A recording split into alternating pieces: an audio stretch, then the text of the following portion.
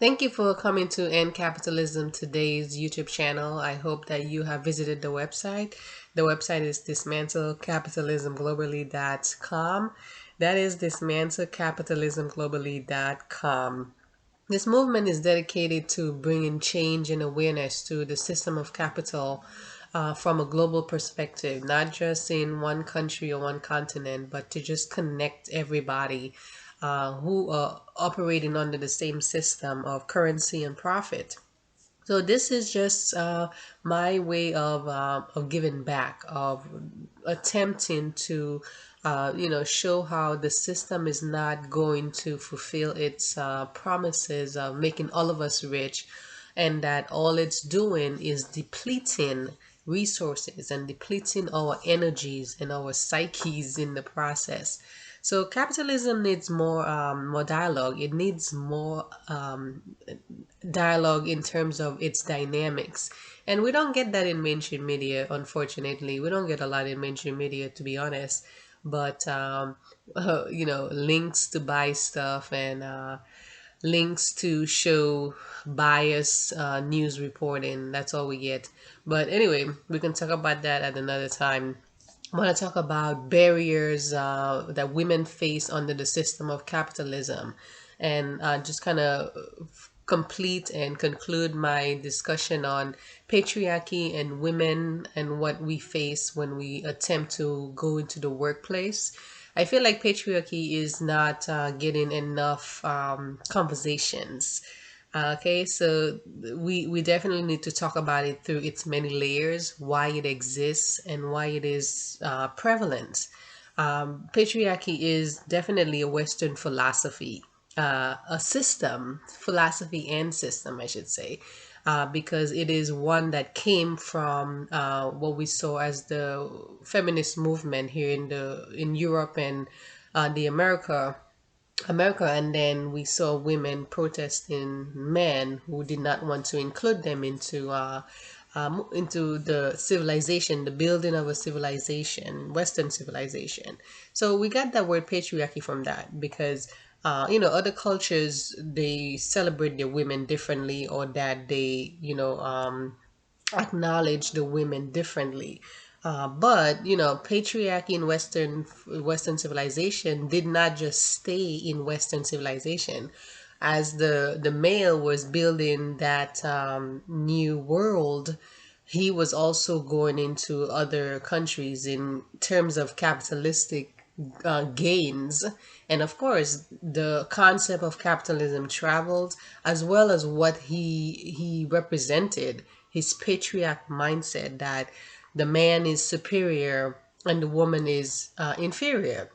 And he gets this from the environment that he's coming from. He gets this from the religion that he worships, because as you know, so many of the major religions have a very patriarchy theme to their doctrines and to their sermons, because if it's in the doctrine, it's going to end up in the sermon. So of course, men do walk around with the mindset that God ordained them, because a book that is considered holy, the Holy Bible, is saying Eve came from Adam. But anyway, again, that is a whole new topic, and one that needs to be discussed also, because patriarchy is a system that is not just saturated in the man's brain, but he, of course, he projects it. He's going to project a sense of self-righteousness, of arrogance, because he's being told that he is God's favorite. If the religion is teaching him that, and the culture is reinforcing what the religion is teaching, or culture reinforces religion, however it happens, nonetheless, you've heard the saying, it's a man's world. And it really isn't a man's world. It is a man, woman, and children's world. But because of patriarchy, it gets narrowed into just the man. But we're not going to narrow in on anything. Definitely not celebrating the idea that men are supposed to be in charge of women. So I kind of want to talk about this article that I came across on aauw.org. That is aauw.org. They give lots of statistics on, just women and violence and where we are statistically in the workplace and executive positions. So I kind of want to just give a few statistics, not a whole lot. I don't want to bore you with that. So the website is again aauw.org, and the title is called Barriers and Bias: The Status of Women in Leadership. So statistic wise, women in academic leadership are 30% full professors.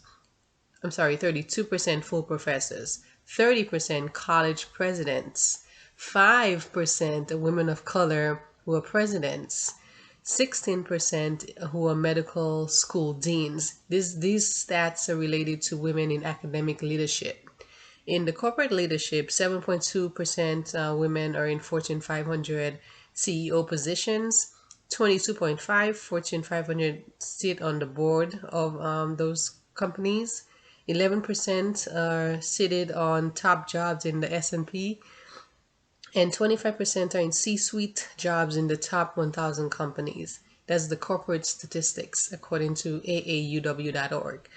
So what are the barriers that are holding women back from having more of a huge presence in those two settings, for example? I mean, there are lots of settings that women are in, but the article states the different areas. So the barriers are all stereotypes, okay? The fact that so many men think, and some women think, that the woman's job is the household, not the career.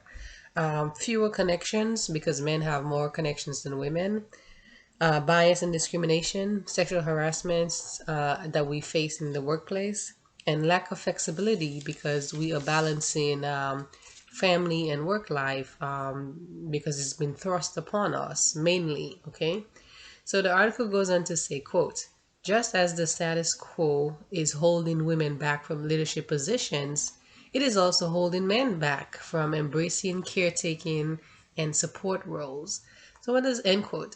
Yeah, so when the stereotypes are just they're ugly, they have no place anymore in the 21st century world because we've gone through so many changes, right? But still they exist, and there's a cost to them, because women are still being told that they should not be in those high positions, whereas men should be. But you're hurting the man and the woman because you're telling the man that he doesn't have to take part in the caretaking of the family, and that's a harsh, that's a very dangerous kind of harsh conclusion to tell to a man. Okay. So patriarchy is not just cost related. It's definitely one aspect of it, but there are other aspects of this very dangerous system, way of putting into men that they are, they are kings who should be worshipped. What ends up becoming of that is a toxic male masculinity. Patriarchy supports toxic male masculinity, and that leads to violence. Okay, that's me. So we tend to think that, oh well, it's just man behaving like man. It's not that. It's not just that. It is so much deeper than that. Again, that's why so much more dialogue has to take place, because it's just we see it. You see it in the sexual assault cases of high profile people in Hollywood. We see it every day in our cities and states of women who filed lawsuits because of their sexual harassment at work. We go to work, not to be harassed, not to get sexual advances, not to feel as though we have to live up to a standard of a man versus just bringing forth our professional skills and backgrounds. So on this other website, unwomen.org, there is the more breakdown and more stats on women and violence. So according to unwomen.org, there's a cost of both indirect and direct, and tangible and intangible. End quote. So this is coming from every angle. As you know, capitalism does not allow you to walk through this life with any without paying for something. So imagine a woman who is facing violence, or her family structure has been uprooted for whatever reason. Yeah, it's going to cost some money to repair or to remedy that structure or that problem. So it goes on to say, in 2021, the cost of gender-based violence across the European Union was estimated around 366 billion euro a year.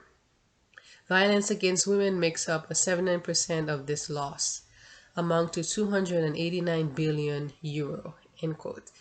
That's a lot of money. That's a lot of money.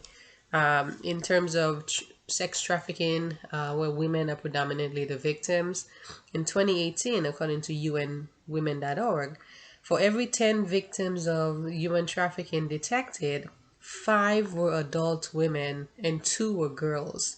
That's 7. Overall, 92% of sex trafficking cases are women and girls, of course. Of course, we have laws. I mean, we're definitely passionate about implementing laws, right? But do these laws change anything? Do they make things better? So the article UNWomen.org says, well, 158 countries have passed laws on domestic violence, for example. 141 have passed laws on sexual harassment in employment. But while laws have been placed, they have not stopped. They have not stopped violence from taking place. Just like anti-discrimination laws have not stopped racism from flourishing. So yeah, laws have their places, but I don't know how preventive they can be in dealing with emotions and systems which are implanting into our minds a certain conclusion about our existence here on Earth. The prevalence of prevalence of violence. 776 million women, 1 in 3, have been subjected to physical and or sexual intimate partner violence, non-partner sexual violence, or both at least once in their life. The rates of depression, anxiety, unplanned pregnancies, STD, and HIV are higher in women who have experienced violence compared to those who haven't. So you're not just dealing with one angle of patriarchy. You're dealing with the violent part of it, and there's a cost to that, a big cost. The article goes on to say, quote, most violence against women is perpetrated by current or former husbands or intimate partners, end quote. So one of my favorite author, her name was Bell Hooks, recently passed away, wrote extensively on patriarchy, on how patriarchy is defined in Western civilization and how it differs in other uh, parts of the world. And her book is definitely worth reading. I think it's the feminist theory left to center margin.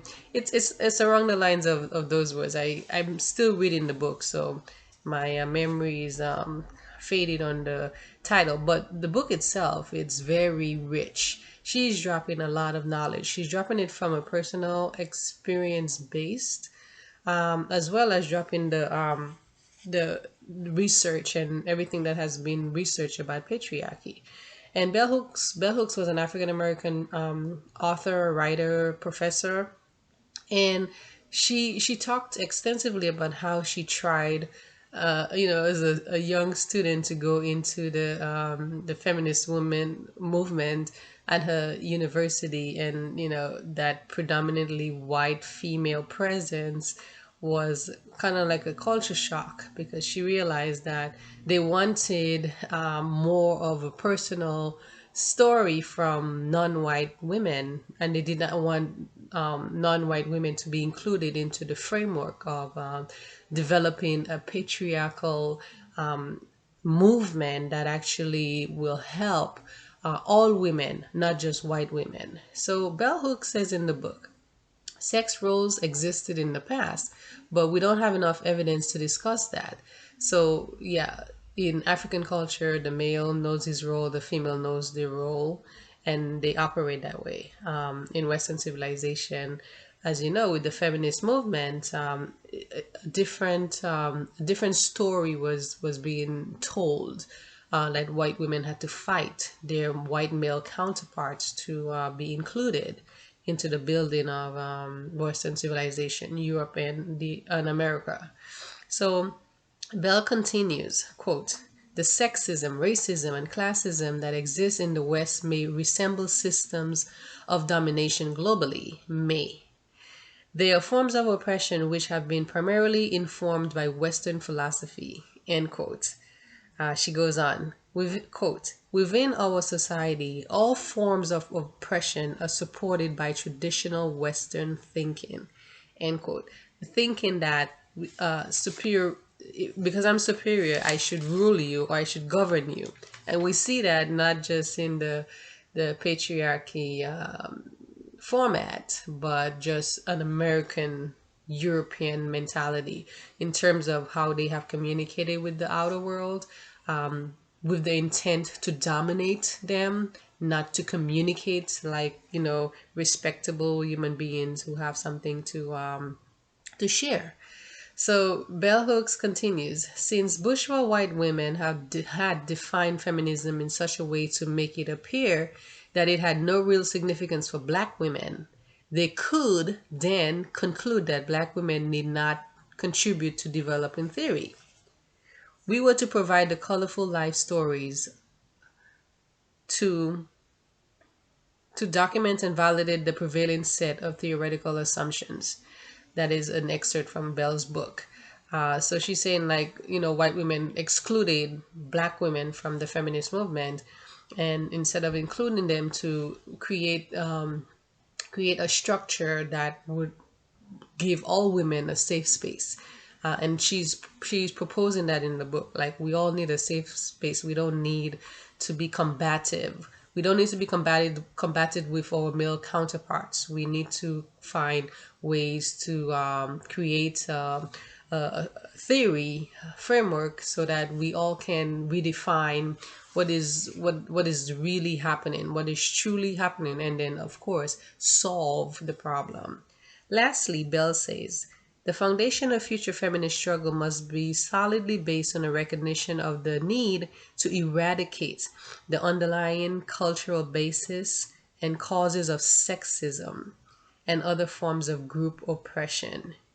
Again, she proposes a framework, a theory to include all women, and also to bring awareness to men who currently feel as though the feminist movement is against them or combats them. She's saying, why don't we all just create something more humane, more humanitarian, more definitely stronger than what we currently have, because what we have is only serving white women and not so much black women. So yeah, this is just a little visual or short narrative into how patriarchy is, and I encourage you to visit the website. I encourage you to watch the videos and just learn more, be more informed, and I hope you'll be part of End Capitalism today. Thank you.